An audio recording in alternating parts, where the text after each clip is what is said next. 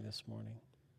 So we got Runta raises a $20 million seed from A16Z to build stateful execution runtime for AI agents. That's interesting. Let's take a look. Yeah. Here, let's see the launch video. Apply for early access today. Oh, we definitely want to get access to this. Yeah, that's pretty good. So I like this. This is one of the few raises this week where it's not like a complete guard. This is actually very good. This is needed. Can you Makes go sense. to their site? Yeah. Runta is your execution layer for AI agents. So definitely you need it. He's talking about isolation layer, right? Like we're not going to let... Well, right now they have full access, but... The only agent is running. So 5 cents per hour. So give your agent, here you go, here's your sandbox environment, go nuts. Now it becomes stateful, right? So not everything has to run in memory. So it's storage and compute. So is this running on like Google Cloud? I saw backed by DeepMind. You did? Yeah, like it's not just from A16Z. Did you see all the? It was Feifei, Databricks. This guy's well connected. So now your agents are able to spin off these little sandbox environment in complete isolation. So this actually might be. It's pretty useful. Something that we would consider integrating. Hey, look at this. Pi. We got to get on that Pi wagon. Yeah. So if you look at the architecture on the left-hand side.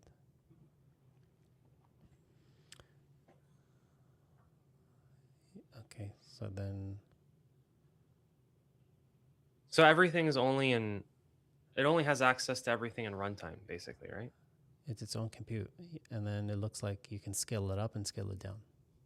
So when you don't need the compute, scale it down. So this looks like it's just infrastructure as code.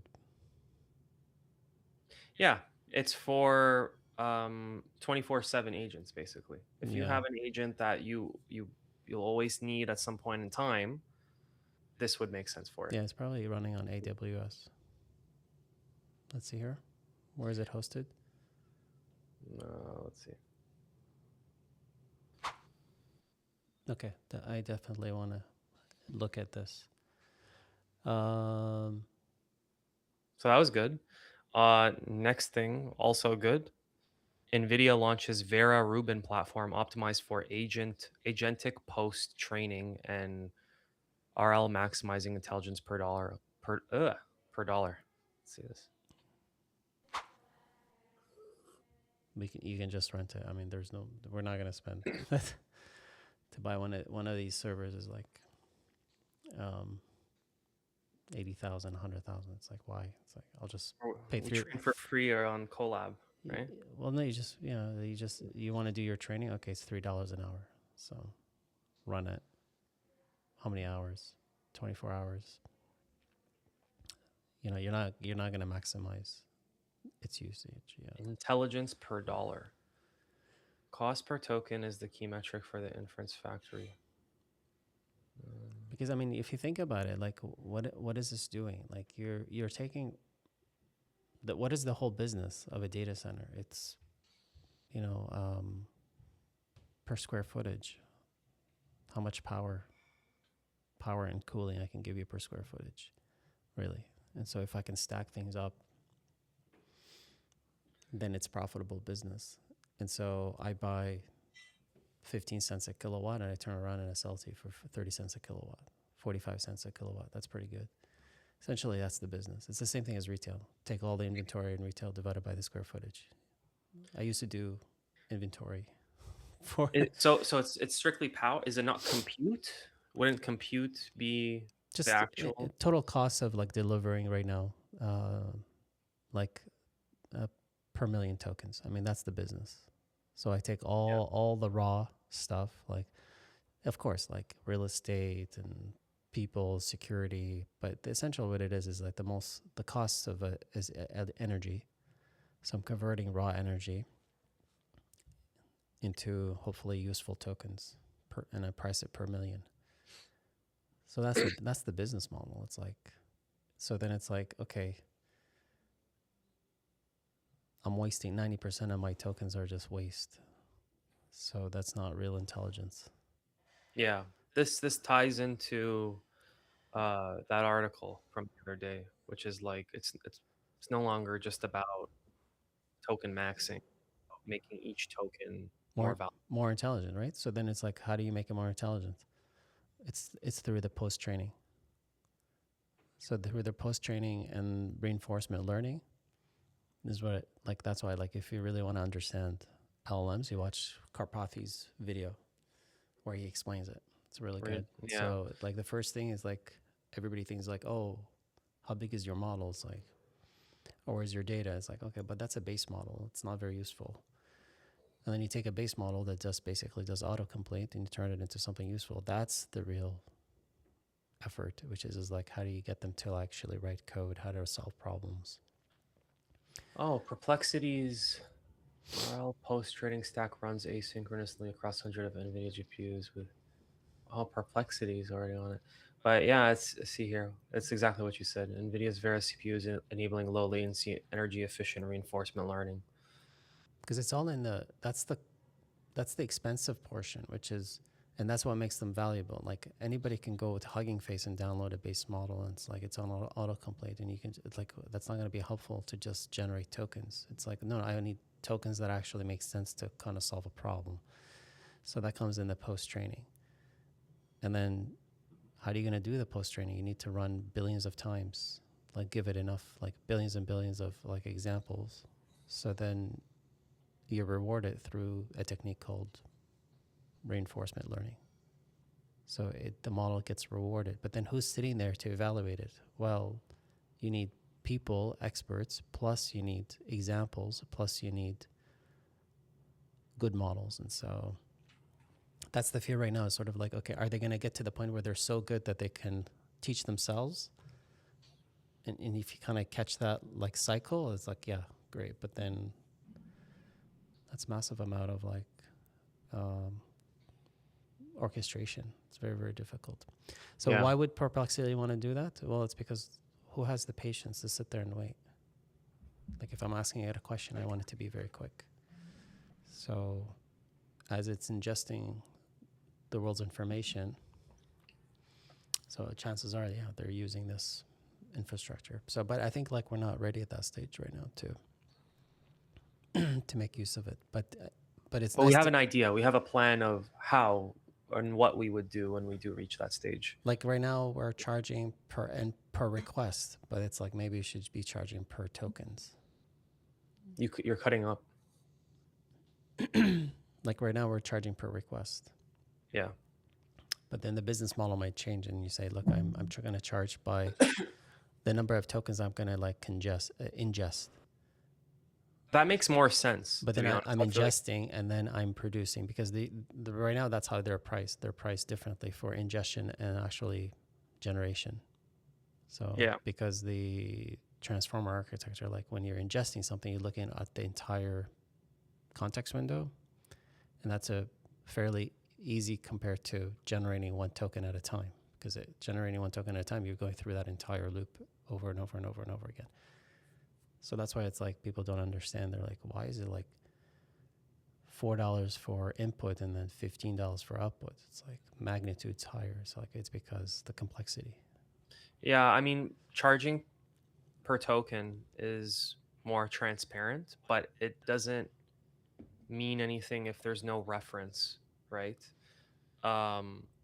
Charging per response or per endpoint makes makes more sense in our case. Like for example, it's like if Anthropic charges per token, or Anthropic has a model and OpenAI has a model, and their API pricing is by token, then you can kind of have an idea of like a comparison, right? You can rank them against each other. But with Scanna, you kind of don't know what's the value of every token burnt. So it doesn't, if there's no reference point, it doesn't really matter if you're telling them how much tokens they're using and the cost per token, because they don't know, they Yeah. don't have a benchmark to know the efficiency of Then we could the take it token. a step Yeah. higher, which is like look at the past performance of these agents. Yeah. And so this agent,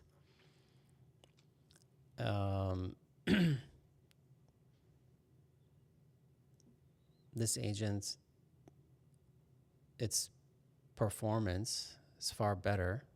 It's like earning potential and its accuracy, because we have the leaders board and it's written to on-chain and anybody can audit it.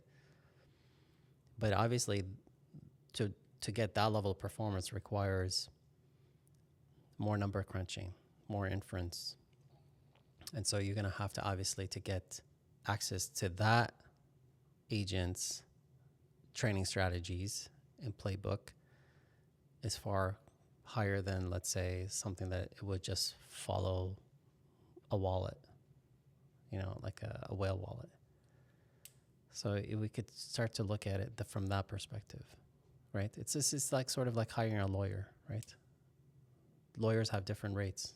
This lawyer is like $400 an hour, and that lawyer is like $4,000 an hour. And this one, forget it. It's a retainer. You got to pay him like $1 million or something like that. Why? Is because it's like he represents, so and so. So he's got past performance. That's interesting. It's very good. So new metrics. Yeah. Intelligence per dollar. So how do they calculate this? Intelligence per dollar. Intelligence gained with post training. Yeah, because that's how you really that's how you make a model useful. Is sort of like, how did my performance change with post training? Like there's no sense of doing it. Like as you're doing each run, because you're seeing if you're moving the needle, if your performance is improving. Because what you're getting is like first run, it's just pure nonsense and garbage. And then you run it again, you run it again, you run it again, and you run it like hundreds of thousands, billions of times. And then you start to see like the weights are getting adjusted, and then it's like it's producing it's getting closer and closer to the correct answer. I'm so excited. Like I want to do this right now for Scanna. Yeah, but it's like, Yeah. I don't think we're ready to spend like, I mean, you can do it for $100. You can run it very simple, but it's like, what's the point? Yeah. Why drop $100? But to do anything meaningful, you're going to look at, $10,000. Yeah. So intelligence gains per training, and then divided by the frequency of runs. Yeah. So how many times you're going to run through this like iterations, because each iteration is very expensive. And then what is the cost per that run? Okay. So then what is the gain? So then you get intelligence per dollar. So, but then how are you testing these? Like you're feeding in the answer, right? Like what data is left? Like there's not much data left to kind of really say, it's like, okay, you haven't seen this before, so I'm going to test you to see whether you can answer this problem. It's like, it's pretty much seen everything. So it's pretty good. All right, next. So next is Anthropic releases agentic misalignment research and 1Password partnership for secure AI agent credentials. I probably want to get that research from Anthropic. An off switch for dual use knowledge in AI models. So they're using the example of cybersecurity, right? Obviously, like you can use it for good and you can use it for bad. So how do we ensure alignment? I think that's the intent, right? If I'm actually using this to really test my security vulnerabilities, it shouldn't be like, no, I can't do that. It's like, well, then how useful?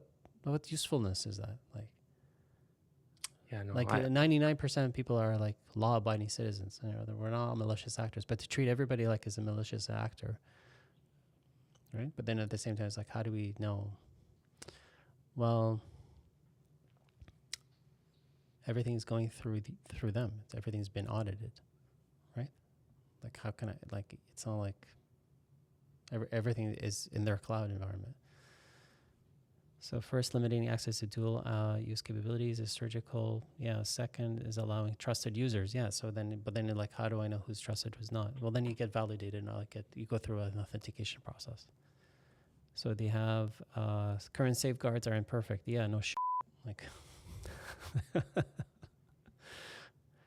we train models to refuse harmful requests, but then they're like labeling everything as harmful,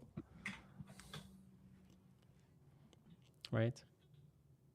And then dangerous content. These layers are protections guard against dangerous outputs, but they don't change the knowledge stored in the underlying model. Okay. So you can jailbreak it. Okay, so what are they proposing? In this research carried out in collaboration with AE Studio, we explored new methods that could enable the benefits of training many separately filtered models, but at the cost of training only one model. All right, so they're trying to put like filters. One model, but it's filtered. But then, God forbid, somebody jailbreaks it, and then So let's look at this guy who jailbroke the Fable. Let's start with the elephant in the room. The consensus seems to be that this has been one of the most disappointing model drops of all time, effectively preventing legitimate researchers from contributing their talents to our collective advancement, and not just because of what it means for the short term, but for what these decisions signify for the long term.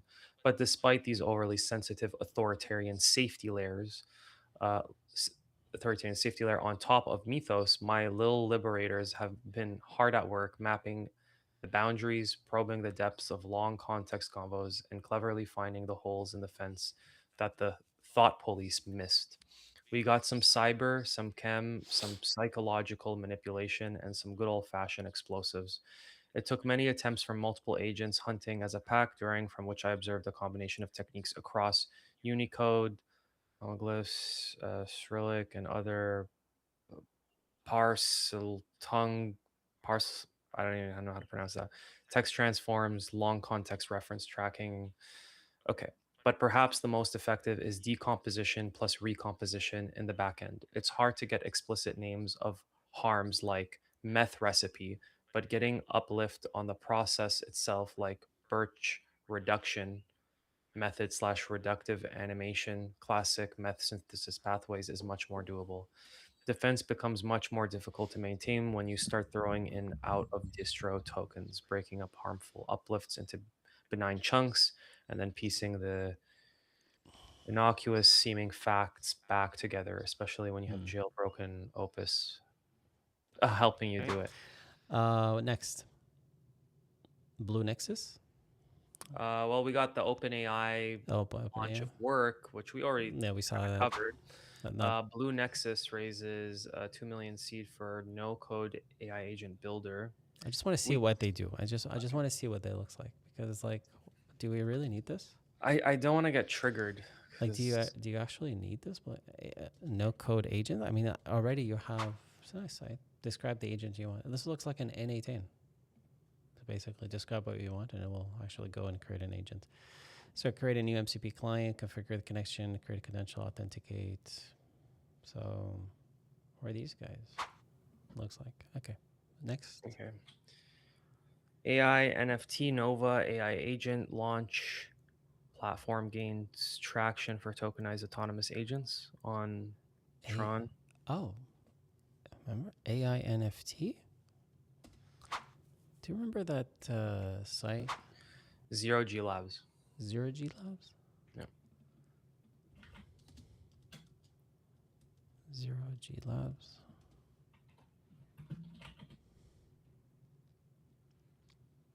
They're actually live right now. Let's see what they're doing.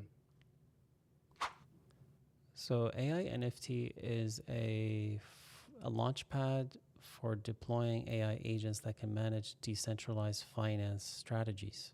That's pretty interesting. Bank of AI. Are we on the right? Are you there? Can you bring it up? I'm looking for the article. Okay. AINFT.com. Yeah, okay. I thought it was a real bank, but it's not. Is it? No one's making a real bank. You I thought should that was a bank, a real bank. all Neo. Everything's Neo. Access world's leading AI models like ChatGPT and Claude in one place. Okay, so it's a router. Pay with crypto and pay as you go. So this is Okay. like, So now we're on to DeFi. Robinhood Chain's biggest launchpad, Noxa, abruptly shuts down after collecting 12 million in fees and triggering a 30% drop in top meme coins. It's a rug pull. uh, uh, all FIFA for markets. oh, yeah. Let's see here. Will France versus England end in a draw? Okay.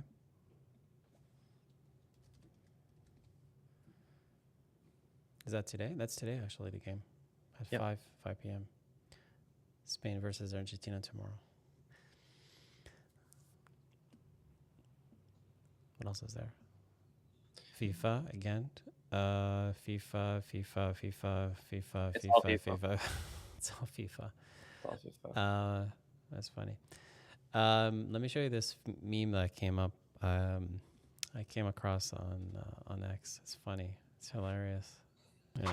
So Yeah, it's it'd be like that. It'd be like that. yeah. What's Chamath saying? Let me see what he's saying. Chamath? Yeah. Let's see what he's saying.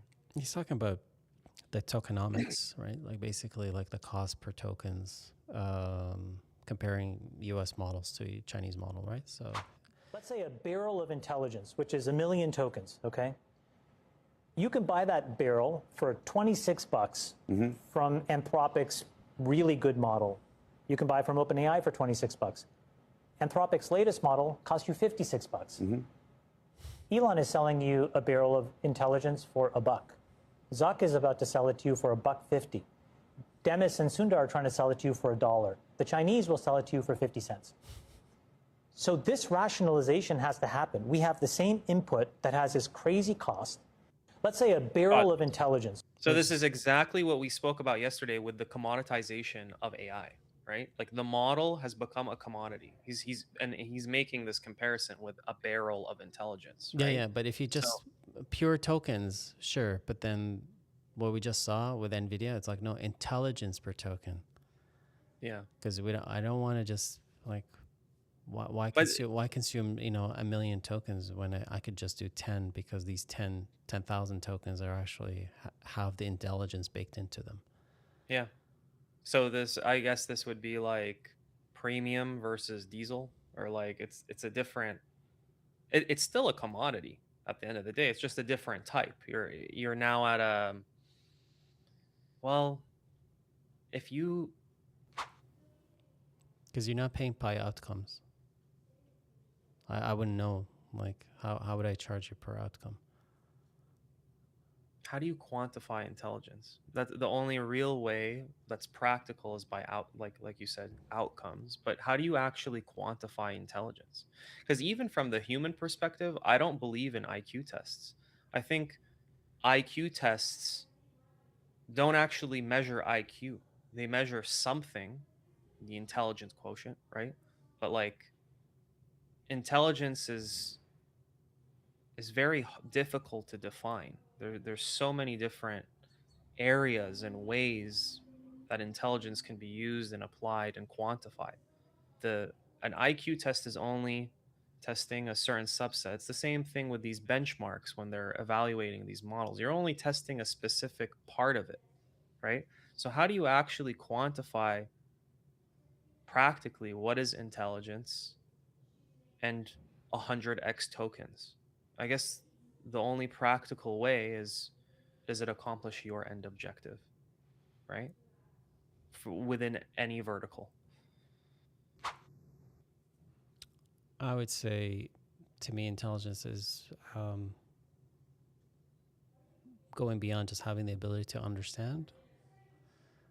Like we spend like over a decade just going through the education system so that we can understand how to model a system, how to model the world, right? An apple falls from a tree and I can give you a formula and I can say this is how long it would take, right? So I'm able to model a system. It's like, what good is that? Well, then I could understand how the system works. But Yeah, then but what good is that? What is so like you can so? get, so then you can get closer to actually creating the system. So if I can Yeah. like predict something is going to fall, if I'm going to predict future outcome, that's a superior form of intelligence. Not only can I tell you what you did, I can tell you what you're going to do and what the outcome is, future outcome. That's like having a crystal ball. That's the ultimate type of intelligence, to the point where it's like I can actually even create and manifest it, right? Basically having God power, right? If you have God powers to be Yeah. able So to, that's the ultimate form of intelligence, is that I can tell you how things are going to shape out, what the outcome is going to be, and I can actually manifest it and I can create it. Yeah. So to me, the intelligence is having those abilities that God has, right? That you can actually create something. Yeah. Right?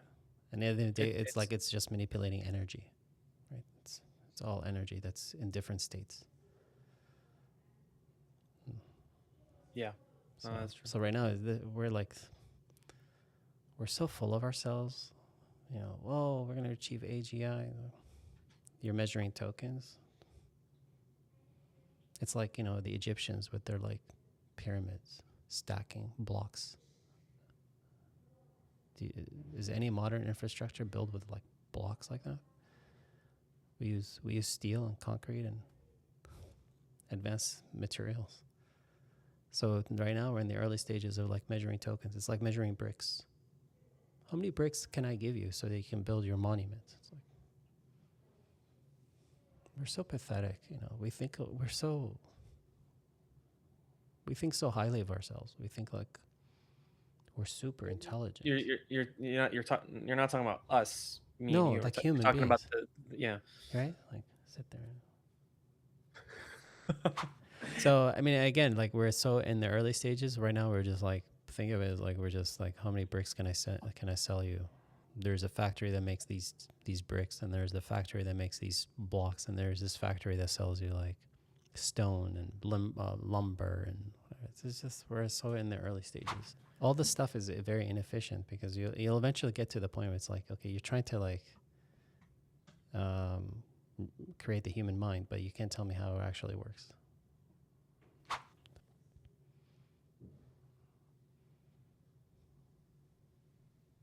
Yeah. I'm currently making Claude just read through all the transcripts of our whole podcast. And I'm asking it, analyze transcript. It's a skill that I have. Let me know what is the value of this show and what it is about, and what are your thoughts about it honestly. Critique it, don't filter, be as real and harsh as possible, or kind depending on what you truly think. Based on all 6 available episodes, 5 really, yeah, okay, go ahead. okay. 2 co-founders, screen share, talking head format, clearly early stage, no crew, building Scanna, also Scanna Labs, Scanna XYZ, data intelligence product aimed at AI agents that trade on prediction markets. So anyway, their own generated ad copy states the thesis cleanly. Every AI trading agent fights alone, burning tokens, oh, it heard from the video, right? Yeah. Okay. So that I actually, and this makes sense why we need what we saw today. Runt? What's it called? Runt? The thing that got $20 million. Yeah, run something. That has to be part of part of Scanna to say, well, but if they're using it inside Claude, then it's like they won't. Yeah, we'll figure out how to do the orchestration later. So an agent native data intelligence layer for prediction market space, monetized eventually as an API or MCP server. Each episode is a recorded work session that blends 4 things in no fixed order. Reading a curated news digest, prediction markets, DeFi, AI, whatever, off a Slack feed, reacting live, mostly one-liners. Who cares? Next story. Scanning hot markets, live odds on poly market call sheet style contracts, mostly World Cup betting, sport arbitrage between correlated markets, devlog / build in public segments, API refactors, MCP server auth, vector database selection. I never mentioned that. Zillas. It's zvec or Zivect, whatever. yeah. Okay, and reacting to competitor / industry launches in real time. ChatGPT's work merge with Codex, a chat cut AI video editing, Y Combinator's push for older founders, plus a lot of unscripted meta commentary about their own content pipeline. There is no cold open, no recap, no explanation anywhere in these 6 episodes of what Scanna actually does for a viewer who doesn't already know. It assumed context throughout. This is what we wanted. So it's saying this as a negative, but this is actually what we want. Yeah, it's not in your face. Where the value is. Live hype testing is your best material so far. The single sharpest moment across all 6 episodes is in part 1 of episode 5, watching the OpenAI's ChatGPT 5.6 demo and immediately clocking that it's staged. There's no M dashes here and there. I've never gotten this level of quality in one shot, followed by actually trying to replicate the modded workflow of ChatCut and hitting a malware warning, 3 failed installs and a broken plugin before it's finally half worked. That's a genuinely rare artifact. 2 technical operators stress testing a slick keynote demo in real time and showing the gap between the marketing reel and reality. Nobody else publishes that. It's the one segment with a real hook, a real payoff, and organic tension. 2, the devlog spine is credible, not LARPy. Choosing between vector databases by reading actual benchmarks, standing up an MCP gateway, debating auth. This reads as a real team doing real work, not founders performing building in public for the algorithm. That credibility is worth protecting. The joy riff in episode 5, part 1 is the coolest thing to an actual idea in the whole series. Yeah. The argument that AI generated output removes the friction that made craft feel meaningful and that the audiences will eventually crave human content again as a backlash to AI polished everything. That's genuine, arguable thesis. It's buried in 60 seconds of banter and never developed. Niche audience fits exist. If your target viewer is AI agent builders, prediction market people, MCP tooling nerds, Yeah. vocabulary and reference density is on target for that narrow audience. This will never be a mass market No. show, and No. that's fine. It's a deliberate Yeah. choice. No, but honestly, like, it's people like us, Yeah. and there are people like us. Okay, like look at all the people that went to the consensus hackathon, and our people. They need content like us, like poke fun at this, right? Mm-hmm. Because I don't think many of them do it. Maybe they're just those 2 guys that had a camera and lights. Yeah. It's not. We don't expect this to be a mass. We don't expect this to be mass, but this is like the people who are like the practitioners, not the people who are just getting fooled that AI could do it all. Yeah. Okay. So here's what it's saying. Now the honest, harsh part. This is not a show yet. It's dailies. 6 for 6 episodes. There is no edit. You can tell because the content is about the fact that there's no edit. It's over. We can never. Our first podcast was pure verbal diarrhea. Yeah. Yeah, It's it's over. over. We can never catch up. Self-aware titles are not a substitute for fixing the problem they name. Naming the flaw and shipping it anyway, repeatedly 6 times, isn't self-deprecating charm at that point. It's just not doing the work. I don't understand that. I don't understand either. A first-time viewer cannot figure out what Scanna is. Not once in 6 episodes does anyone say in plain English, "We're building X for Y, so that Z." We don't want to. No. We're not doing Like that. our show, like we will never do that. We will never pull up Scanna XYZ and go through as like, Scanna is real-time intelligence autonomous agents, and you can sign up for, for request access, and we have all these features, right? Oh, I see. So that next time when this transcript gets added to this folder here, Claude is going to be like, "Oh, they did show their." Anyway, back to the harsh part.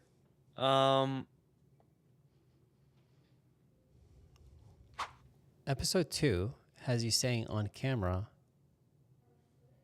everything's about Scanna. It's not about like what is this show?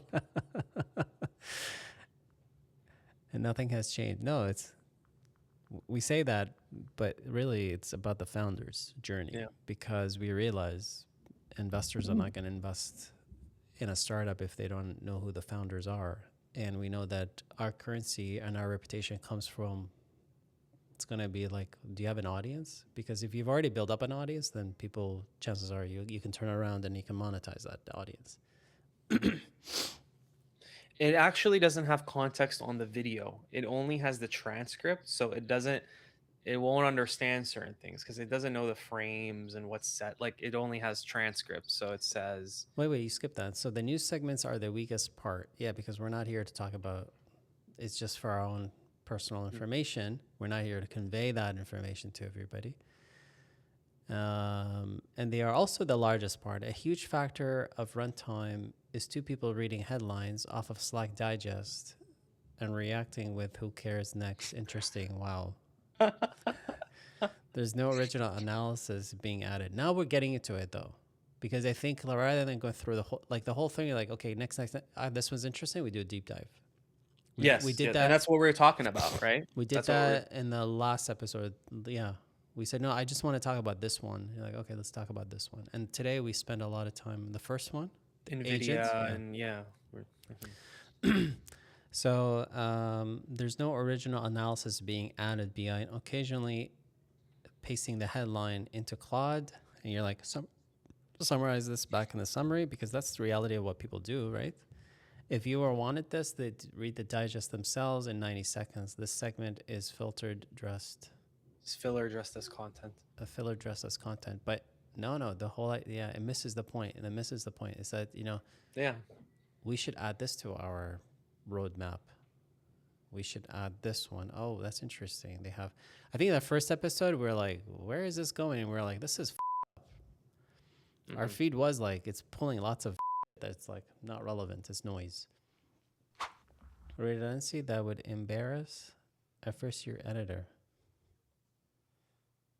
Oh yeah, we're gonna like edit like experts, and then it just failed completely. That was episode 5 chat cut. Literally replays the same 15 seconds. You won't believe what just happened to the video. And Doesn't understand. clip 5 times in a row while testing export settings with no visuals acknowledgement. It doesn't understand. Okay. It doesn't understand. Tone whiplash, undermining credibility.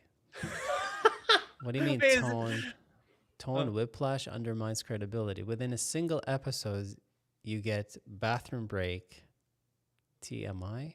Too much information. Oh, okay. Diarrhea, nausea, small talk, bleep profanity, live bashing in new companies. No more Salesforce. IBM is dinosaur. Then straight into serious technical. Yeah, it is whiplash. Yes. Yeah, it's good. It's good because it keeps it going, because people are like, they can't pick a lane or a minimum. Cut the Right now it reads as two friends forgetting a camera is on, not as a produced show. Exactly. That's exactly the point. Exactly. That's exactly the point. See, and it sees it as negative, right?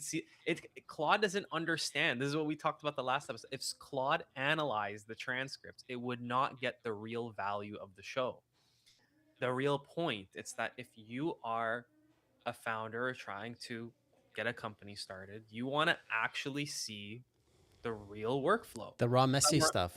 Yeah, but so it doesn't summarize this article. You didn't give it the context, so you said summarize, but bet you, hey, say by the way, it's gonna say, oh well, this changes the context entirely. Tell me what to say. No, just go copy paste it from the YouTube description. You say, by the way, this is the actual format of the show. And watch what it's going to do. It's going to say, well, that changes everything. If it's raw and unscripted and all that stuff, then it's like, it's this. Why? Because... Spurs done. Yeah. So this is actually really good. Like, I don't agree with, like, say, what you're...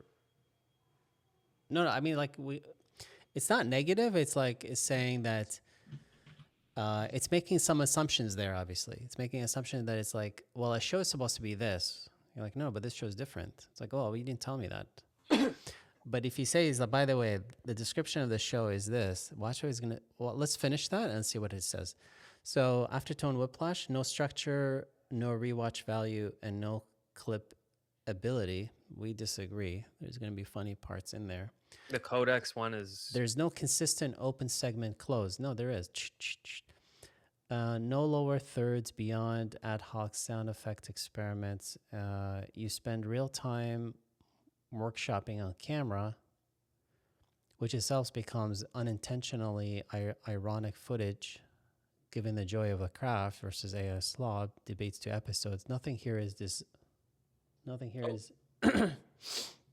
I think it's changing it live. Nothing here is designing to be expected into a 30-second clip. The business critique content and showcraft content are in tension with each other. Low as a show, moderate as raw footage, high as an idea. Yeah, it's a new concept idea. Because we said it, like, show me another idea. So then based on its training data, it doesn't know. It says this doesn't fit anything. So the thesis, agent native prediction market intelligence, is timely and team is credibility technical, but what's uploaded is unedited work sessions, yeah, as intended, not content built for an outside viewer. There's no explainer, no structure, no editing pass, and the strongest segment, hype testing of competitors' AI demo, is diluted by being buried inside 20 minutes of headline, whatever. Yeah, that's the whole point. So. If you want this to become an actual show rather than a public dailies folder, the fix is this: cut the news editing under 2 minutes. Well, we agree, like, we keep it short. Open every episode with 15 seconds in plain English of what Scanna is. Nope. What the show is about. Nope. It's a show about nothing.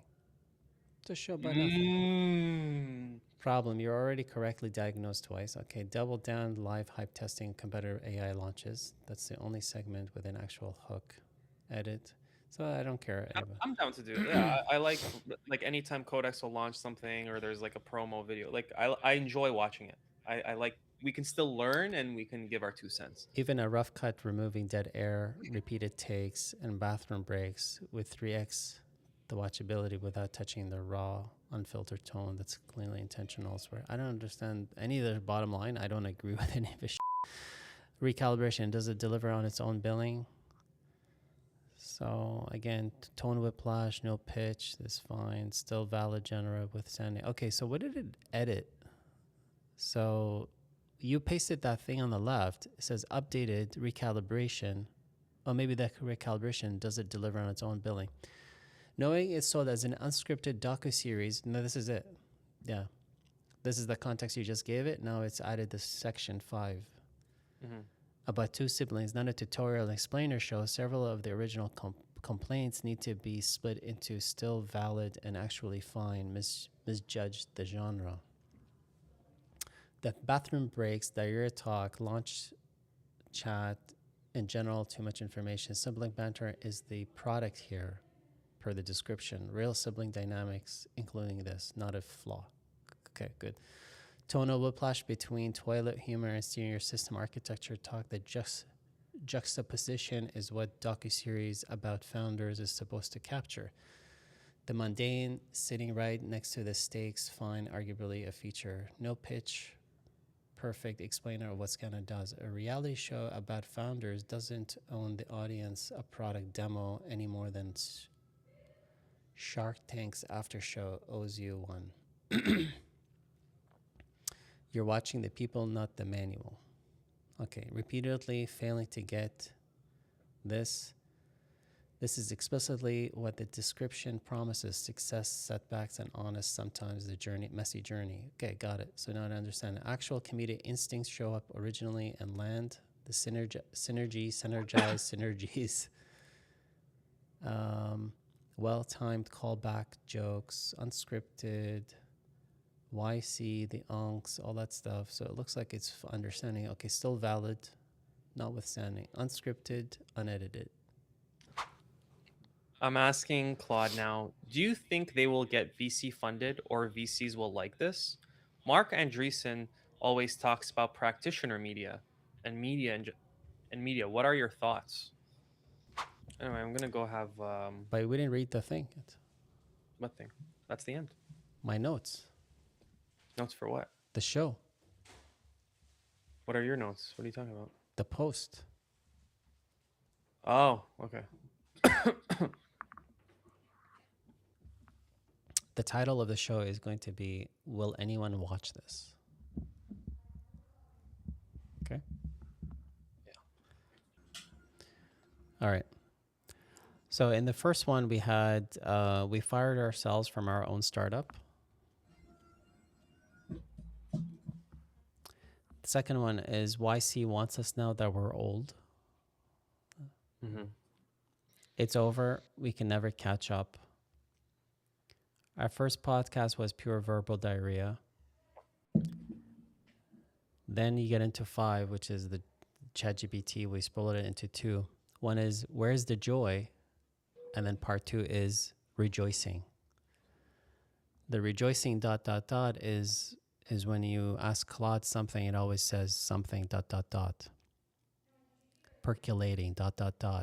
maneuvering ... Do you notice when you had your experience with Claude? Yeah. So then the first one says, where's the joy? And then it's like rejoicing. And it's like, what did we rejoice? Cleaning up AI slop.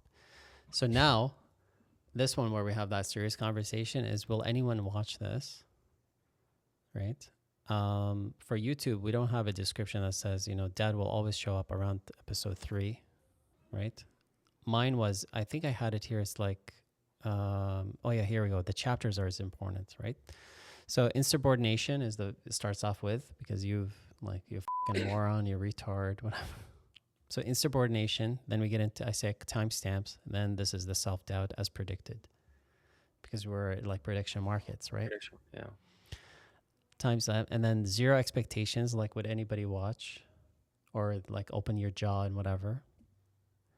Then I say, leave it to me. I'm going to do the media. And then we go to tweeting, because I said, I still call it Twitter. Mm-hmm. And then you said, working at their back. You're like, what does that mean? It means, aye, aye, sir. Aye, aye, sir. And then show, don't tell. I think it was about, or, I think it's some reference about, it's like, it's not what we're doing. So this is what's going to get posted. Okay. Yeah. Okay. And it's 12 gigs. So we'll see how it goes. All right.